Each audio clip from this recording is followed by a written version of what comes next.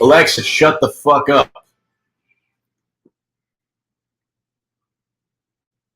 Just a second here, guys. Make sure to share this to the appropriate platforms. There we go.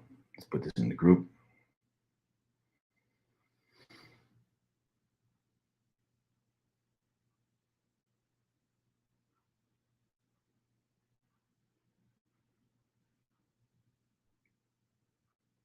What's going on, guys? How are you? How's everybody doing? Just setting up my social media here.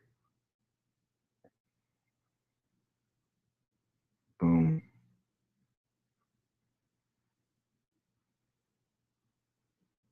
Let's share this here. Enjoy. And let's share this here.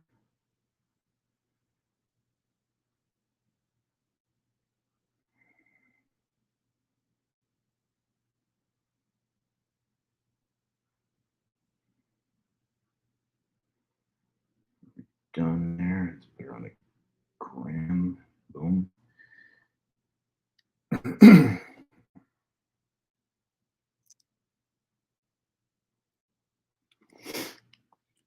All right, we're live on like every fucking platform while we do this, so let's have some fun.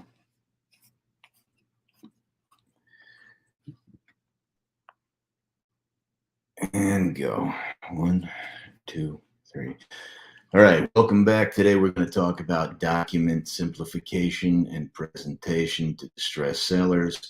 I'm going to take you through a purchase and sales agreement. I am not going to give you the legal explanation. You got that in a previous module where I actually brought a lawyer on here that helped you interpret everything. So you know your ass is covered and you know how to keep yourself out of trouble, ahead of the law, and away from predators and predators. I hope that that's going to be very helpful to you. That is not going to be something we're going to put out there for the general public to have. That is specifically for you. I hope you enjoyed the content as well. And now we're going to talk about presenting documents. There's 2 types of closings that we can talk about. One is going to be the 1-2 or first date, second date. The other one is going to be something more like a one-night stand where you go in and you leave owning the house, okay? And that's going to be what's known as a tabletop closing. It's the same documents either way. If we're going to talk about your simple, basic assignment of contract deal, what you're going to be looking at in that situation is a purchase and sales agreement, along with an authorization to release information and a seller's checklist. You get those 2 documents and everything on the seller's checklist. You're going to learn how to cloud the title and protect yourself at all times. The other thing, I'm going to go through about 11 or 12 different documents here, and that is going to be everything to do with tabletop closing. That is actually how to do a real estate transaction completely NFL style. And if you don't know what NFL means, that means no fucking lawyer. Because, I mean, let's face it, they're all assholes. Trust me, I was married to one. My first ex-wife was the prosecutor. So we're going to get into this, and I know you guys, if you're not part of the course, can't see the slides, and let that be a fucking lesson to you. You should pay for information that's valuable, but the rest of you can just hang on and listen to this stuff as I chat. So let's get into it. The first document that you're going to present every distressed seller with in any situation, and this is why it's a system, it's the same amount of documents all the time, every time, is going to be a purchase and sales agreement. Now, if you're going to look at the screen, I'm going to teach you the simplest way to fill this stuff out. And I'm going to tell you this, the first time you sit down with a distressed seller one-on-one, you make them no promises. The only promise you can make is a promise to help or a promise to throw your heart and soul into it, knowing that you've failed, exhausting all your options. You should still be able to sleep at night and feel good about yourself. I need you to accept immediately right now that the only thing that you can't do for a seller is sign their name. That would be actually a crime, and that crime is known as forgery. If you do that, you can go to jail. I am going to openly admit here, I have actually been accused of and tried of forgery.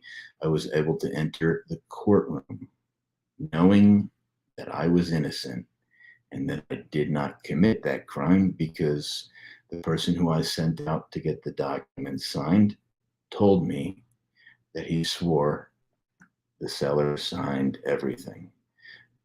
I believed him, And then I went before the trial and I hired 3 handwriting experts. We looked at the picture of the driver's license that we know we have to get on our first appointment, and they studied the signature on the driver's license and the signature on the documents. 3 handwriting experts attested to the fact that it was not forgery. The judge looked at me and the judge looked at the plaintiff. The judge then said, "Son, signing somebody else's name is a serious crime here." The judge then looked at the plaintiff and said, "And so is accusing somebody of it when they have not done it. Now, my suggestion to you, ma'am," this would be the plaintiff, "would be that you and the defendant go out in the hallway with your lawyers and come up with some kind of financial settlement where he's compensated for your accusations and his time." And long story short, for me to not press charges against her, they actually paid me $20,000 to walk away. So the moral of the story there is don't ever sign anybody's name ever. Okay, it is a fucking crime. I hope you realize that. I hope you take that to heart. Later on down the road, if you have a power of attorney, that's a completely different story. And nowadays, where technology is, honestly, if you got an iPhone or an Android, I would record the whole damn thing anyway, because people get forgetful, people get sober, people get all kinds of shit and come back against you. And even though you have not hidden the fact that you are, in fact, going to make money by helping them out of their difficult situation, 2 or 3 years down the road, somebody might tell them they got screwed. And the more money you have and the more exposure you have, the longer you are in life. And that's later on down the road. We will teach you how to shelter all your assets from creditors and predators by putting them in trusts so you can publicly just be an asshole like me and speak your mind. You're welcome. So, first document you're going to need to get signed is a purchase and sales agreement. All the time, every time. And when I'm sitting down with a distressed seller doing a tabletop closing or just getting a purchase and sales agreement and an authorization to release, so I may do an assignment of contract, I always get 4 copies of every document signed all the time, every time. I can teach you how many copies of each specific document you need, but I need to agree with you right now, and I need you to agree with me that you're just going to get 4 all the time, every time. It's better to have more paperwork than less paperwork.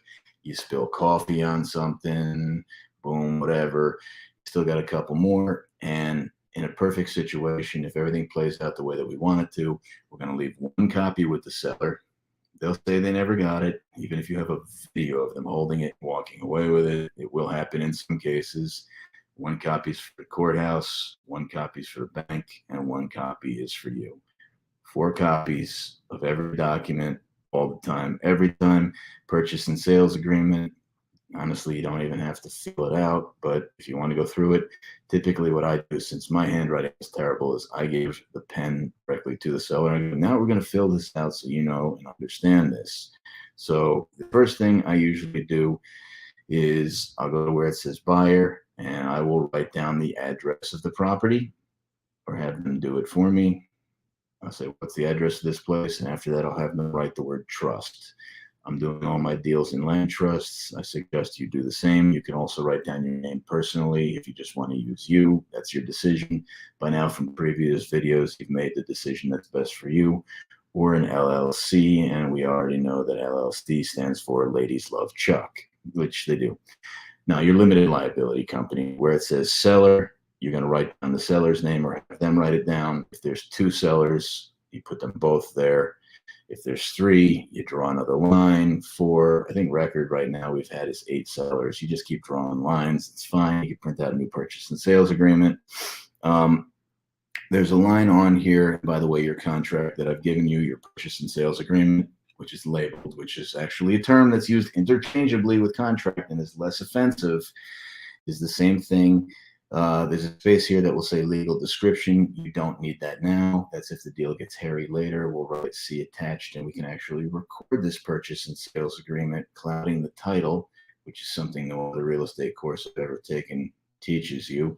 And what clouding the title is that's like a cock block in real estate terms, where when somebody tries to go around you and breach your agreement, they can't, because there's a record of an agreement between you and the seller that they didn't honor. And even if it's expired, it still needs to be satisfied. So you now put yourself in a position where if you don't win, you could see to it that everybody else loses. You're welcome. All right. Address would be the address of the property. Zip code is a zip code on line 1A of the specific purchase and sales agreement. There's going to be a space for a down payment. Down payment doesn't even need to be monetary. You can give them $1. I've done more deals than I can count with $10, right? If you give somebody cash on this purchase and sales agreement on the last spot, this place, they can sign and acknowledge the receipt of it. But on top of that, if you have a picture of them or a video of them taking the money, just more coverage is better. If you give them a check and they cash it, more coverage is better. We're not going to get into any really complicated deal structures right here. I just want you to understand how to present the paperwork. Line G is very unique to this specific agreement, and that would be the current outstanding debt encumbering the property to which you are taking the title subject to, and that would be the outstanding mortgage amount approximately. You'll never get it right. If you put it in a land trust, there's no transfer tax. If you were to record it in your name or in your LLC, you have to pay your state's transfer tax, which in New Jersey it's 1%. I don't know what it is where you live, of the outstanding debt at the moment of transfer. So if they have an outstanding mortgage principal of $300,000, your transfer tax is 1% of that. I'm going to go through your binder deposit again. Keep it low, and it is non-refundable. You learn that in the legal explanation of all this stuff. Total purchase price, there's an approximately and an exactly. I would put an X next to approximately if you're buying it for the debt and you're not exactly sure what that is. And I would put an exactly if it's a wholesale or a cash offer. I'm going to continue going down. Financing doesn't matter because your deals are going to be creative and the financing is already in play. And go back to that slide for a second. Seller balance due, blah, blah, blah, blah. Wouldn't even worry about that line. Buyer will pay. When I usually get to the section on a purchase and sales agreement where it says what the buyer will pay, and again, this is more about just catering to the seller. What I will wind up doing in particular is I have the purchase and sales agreement laid out in front of them. And I go, look, I know you're really proud of yourself and everything else, but I know this is also a shitty situation. So would it be okay with you if I paid all of your closing expenses? If you want to come to the table with an extra of $5,000, $10,000, $15,000 to pay for your end, I totally get it. I'm not trying to offend you, but I came here to help you out. So if I covered all your expenses, would that be okay? They usually say yes. Just start Xing boxes where it says seller will pay or where it says buyer will pay, forgive me. And seller pays for nothing. They're broke. Broke people rarely pay for anything. So X all the boxes where it says buyer will pay. They will love you for it. They're more likely to go through with the agreement. You're not actually paying them at this exact moment in time, so don't worry. And if you do flip the property later with a bunch of these expenses outstanding, whether it's an assignment of contract or a subject to where you've recorded it, your deed, and then sold the property, all those closing costs are going to come from the equity that you get anyway. So if you're getting 30 grand and there's $15,000 in outstanding closing costs between you and the seller, you're only walking with 15. But you know what? It's better to make 50 cents today than a dollar that will never materialize. Okay. Rest of this stuff, none of it's too important. A lot of it's crap. What's this title evidence? I usually put title evidence in 10 days and X the box next to it after acceptance. Acceptance being dictated by the seller's signature. Survey within 10 days. Again, X that box, X the box next to it, or write 10 days, X the box next to it. If they gave you all the paperwork on their house and they gave you the closing packet, chances are there's something in there that looks a little bit like a treasure map. And what that actually is a survey. If you have it, it can be reused for 10s, even 20 years later, as long as not too much on that particular property has changed. And I mean, it'll save you like an extra $650 at the time that this was recorded if you can recycle it. Title evidence and clear for closing. So what we do here is there's going to be a blank box, a blank line, a blank box, and a blank line. Put an X in the box, put an X in the line, and put an X in the next box. So X, X, X, kind of like my favorite movie genre, make them laugh, ha, ha, ha. After that, the number that you put in that blank line is actually going to be the duration of your purchase and sales agreement. So if you put 30 days, technically you got to have the thing closed in 30 days. And if you don't, you've breached the agreement. They can move on unless you've recorded something. If you put 365 days, you've got a viable purchase and sales agreement or contract for 365 days. I'm making a statement, let them know what you're doing. They're going to have a copy of it as well. Okay, we're going to move right along. None of this stuff really matters. Loss damage, these are all just outs for you. Occupancy, if they're still living there, you'll check that box. Let us know who's living there. If there's tenants, let us know who's living there. We're going to need security deposits, additional leases, everything else. I'm going to skip ahead to line 16 where it says zoning and restrictions, unless this property is zoned. So if it's single family, just write SF. If it's multifamily, just write MF. That stands for motherfucker and multifamily. If it is a mixed use, you can write MIX. And then the next line over can be legally used for. RES would be your abbreviation for residential. In the event that it's a mixed use property, RES/COM is commercial, and it's strictly commercial. COM would be your abbreviation for commercial. There's another thing over here where you would leave the purchase and sales agreement with them and your offer expires after a certain date. I never do that. My offer expires when I walk out the fucking door. Take it or leave it. Now you got to come to me. Okay. Next line after that, number 18, any additional terms. I mean, this is actually a fun line, and you can write some shit in here. This is actually how I got my 1997 Harley Davidson Terminator 2 Fat Boy and a bunch of other cool shit that people left me with the house. If you do have somebody leave you a car or a motorcycle or a boat, these things come with title. They have to sign the back of the title on those as well. Anything else that they're going to give you or anything else odd that they want to take, like a toilet that had sentimental value, something that was bolted down, write it in there. Where it says buyer, if you're buying it in the name of a land trust, you're going to write the name of the trust. You're going to put today's date, and then you're going to write your name under the other line where it says buyer as trustee, and you'll sign it. Where it says seller, you print their name under the line. You can put an X on top of it and hand them the pen and go, all right, so I want to buy the house and you want to sell it. We have to have an agreement to do that. You just help me fill this out. You know what I'm acquiring it for. You know I now have to go do my research.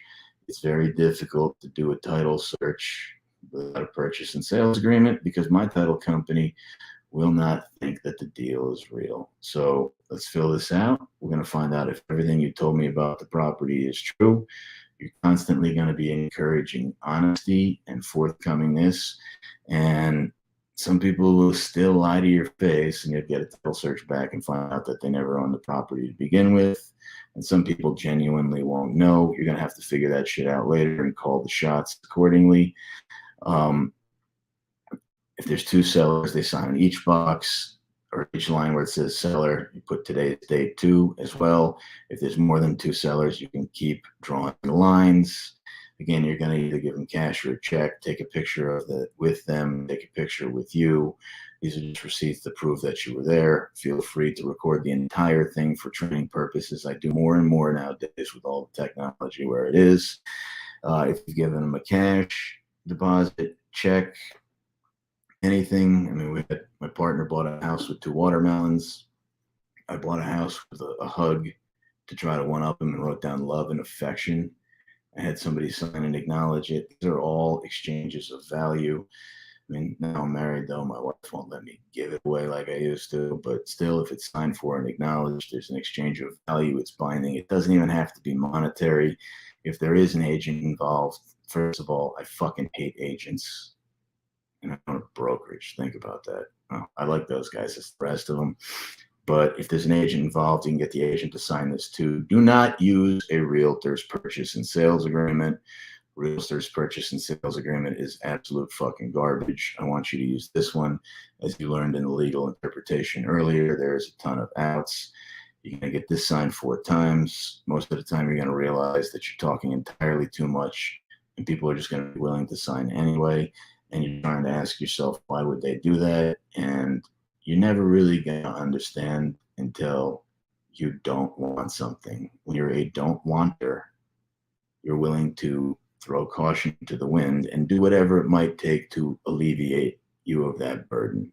You're going to get this signed 4 times. Leave a copy with them.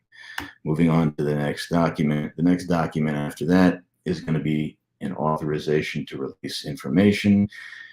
The authorization to release information is like a key that unlocks the door to their financial information. If you read it, and we read it before with the attorney, it's to reproduce it, and it will give you access to their mortgage if you wanted to find out what they really had in the bank or whatever. I only use it for the house. So they're going to sign it, and their signature is part of it because the bank will match that up. They are going to need to put their social security number on it. And the reason why they need to do that is because those are very well guarded numbers, and they're really hard to get without a private eye or a bounty hunter, at least. But they are really hard to get.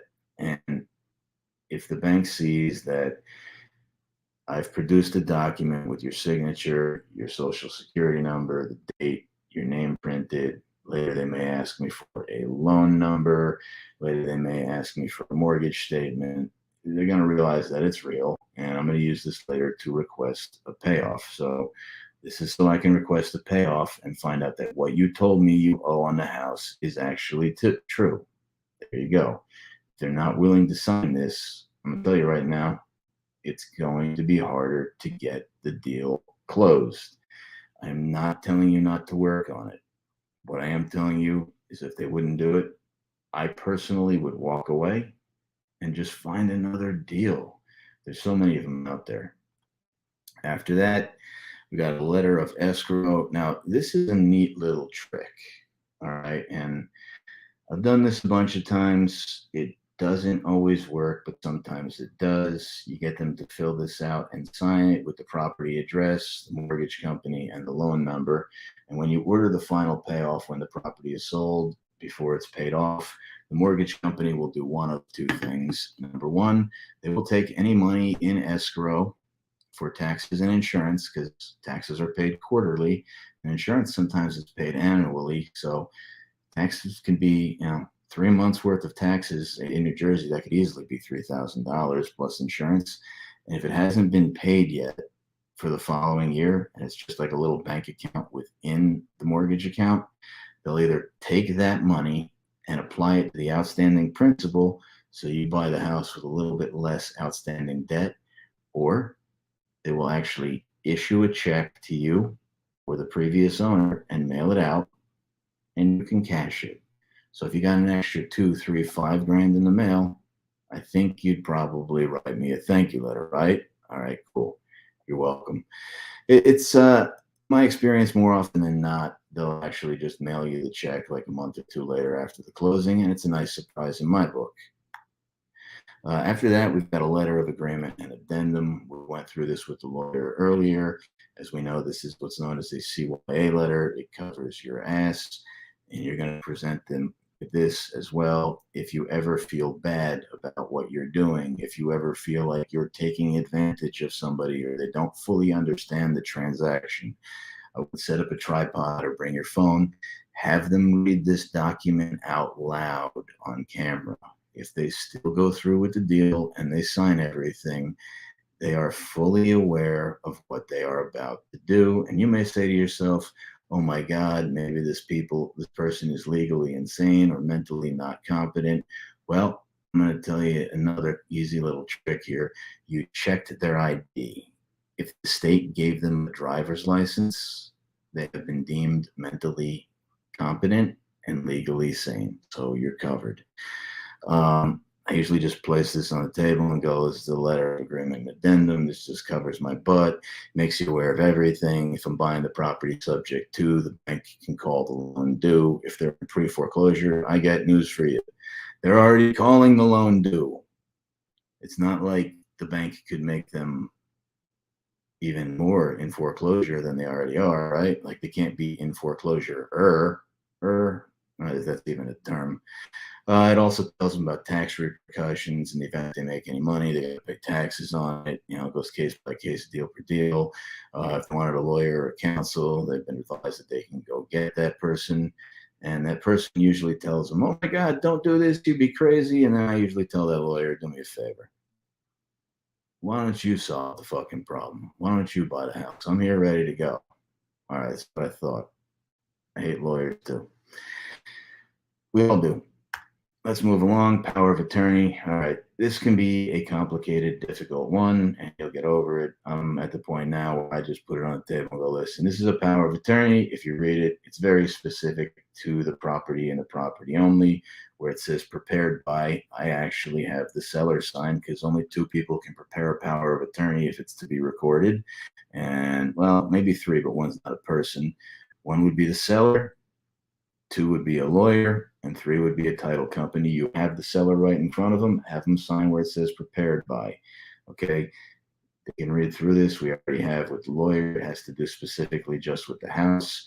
They sign on that thing where it says X, and that allows you to sign in their absence to make sure this transaction comes to fruition in the event that they're on vacation or just out of town.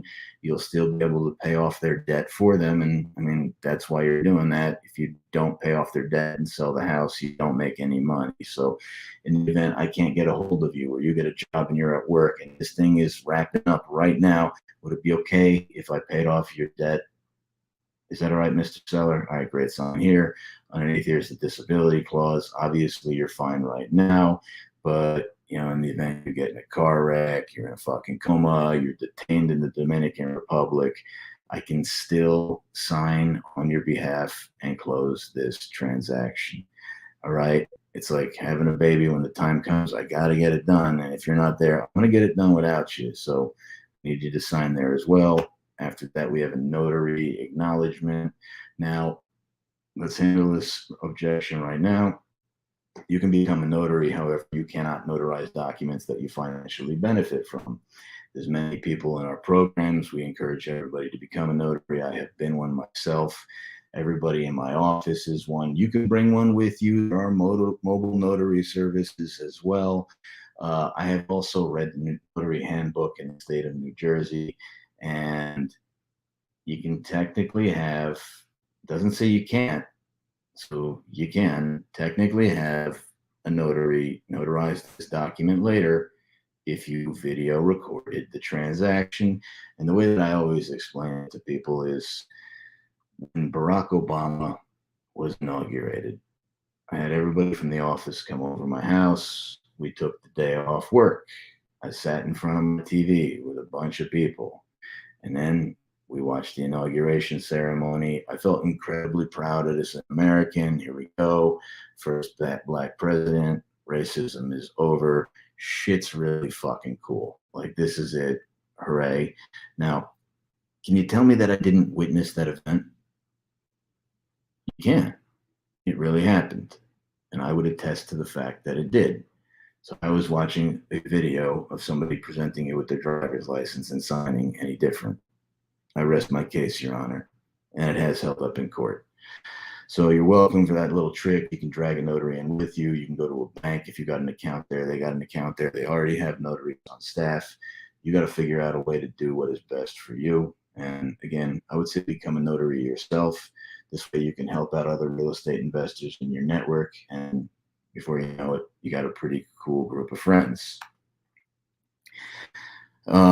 This is the second power of attorney, right? And this is the financial power of attorney. This is typically just going to come into play if you're doing short sales. Again, power of attorney can be a pretty intimidating word. If they read through this, again, it specifically has to do with this property and this property alone. And what this will let my office do, or you, is in the event it's a short sale, it'll let you do a financial interview with the bank as part of the short sale process on behalf of the seller.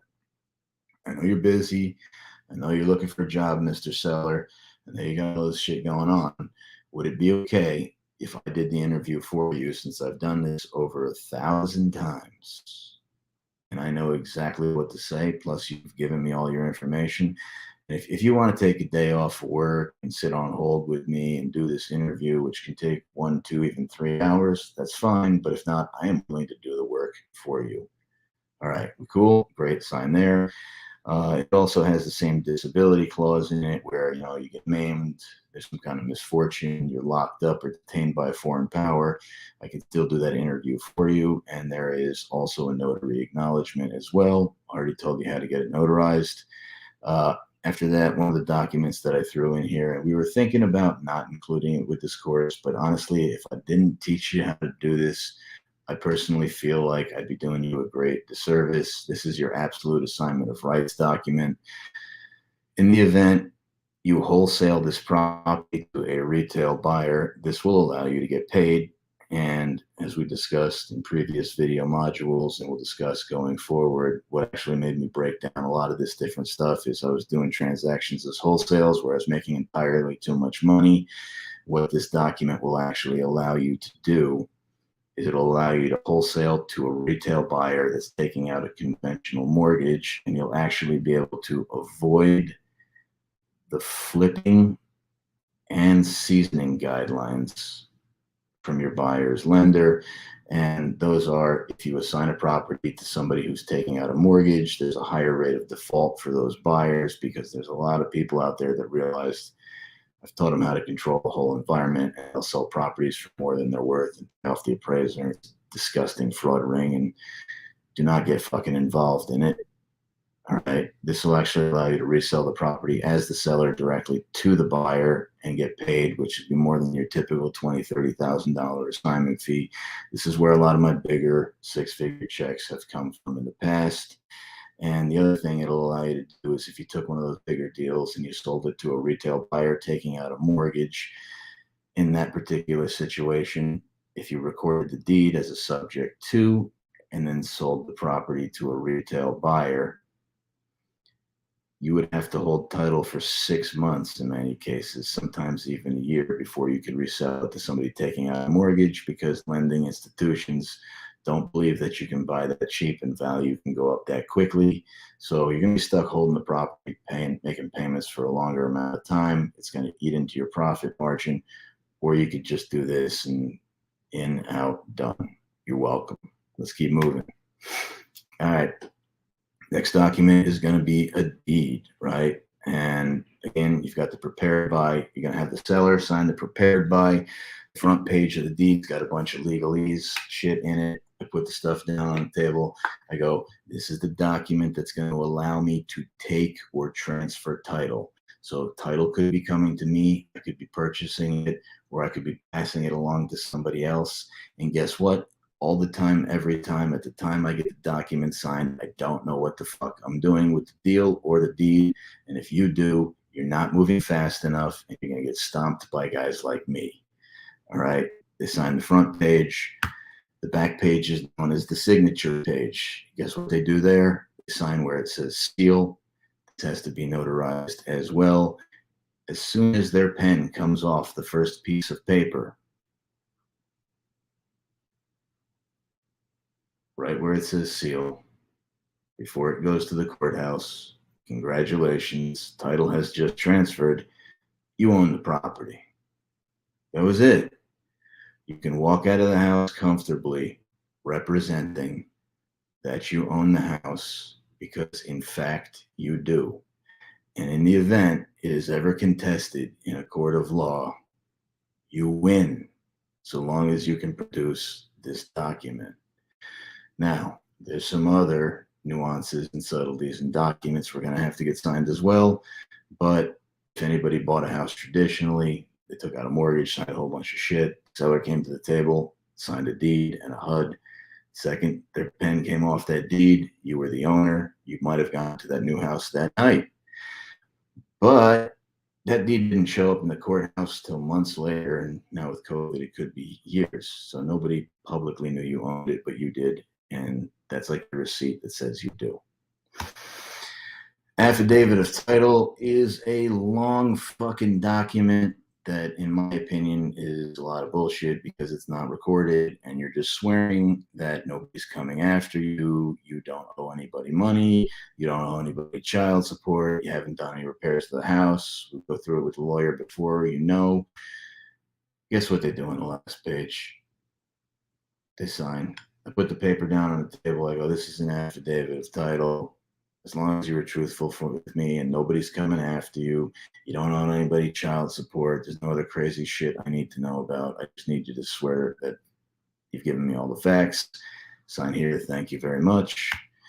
After that, and this is a New Jersey specific document, there's a seller's residency form. Hey, are you or are you not a resident of this state? Either way, they signed a document. You don't even necessarily have to fill it out. You can figure it out later. So don't worry about fucking figuring them out until you're able to capture signatures, because the only thing you can do for a seller is sign. After that, I've got a certificate of non-foreign status. This tells me that they're a citizen. They're here legally. They're a resident alien. I put this document on the table. I go, listen, I know this is getting ridiculous. I just asked you if you're a resident of the state, and I made you swear to it in writing.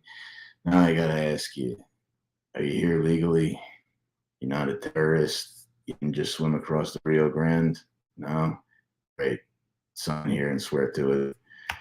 After that, I've got my Charlie Jones 1099, and this is in the event that they make money, if it's an equity deal, if you've promised them something, or if it's a short sale and the bank gives them something. You can't give them anything on a short sale without the bank's approval. But if this does work out the way that you think it's going to work out and they get 5, 10, 30 grand, whatever it is you've agreed on, I got some horrible fucking news for you. You're going to have to pay taxes on that money. But at least you got it. So I need you to sign this. When that check goes out, this goes to the IRS, you pay taxes. And after that, and this is just another document we're going to go over later. This is a notice of settlement. It's a document I use after I get all the paperwork signed. I get my title search back and my payoff, and I cloud the title. There's 2 ways I can do that. We're going to go into it in a later video. But this is typically in our live courses where I would have you guys pair off and practice presenting your documents. If you're watching the video module, what I really want to strongly encourage you to do is to print out a copy of all these documents. Get yourself an accordion folder, okay? Staple all the appropriate documents together. 4 copies signed all the time, every time. If you get in the groove and you get used to getting everything signed, this business has now shifted from a point where it was all about collecting and retaining information to now it's about power and control. And you're in a position where if you don't win, you could see to it that everybody loses. So, purchase and sales agreement, you're going to agree to buy the house, deed, you own that shit. Now, how many of you guys want to walk into a house and get some deeds? I'm going to give you one last mnemonic device, and then I'm going to send you on your way. Get the deed or get the door. They sign the deed over to you. Now you're in a position of power. Congratulations. I hope you guys have enjoyed this as much as I have. I'll talk to you soon, and I'll see you in the next video. Bye for now.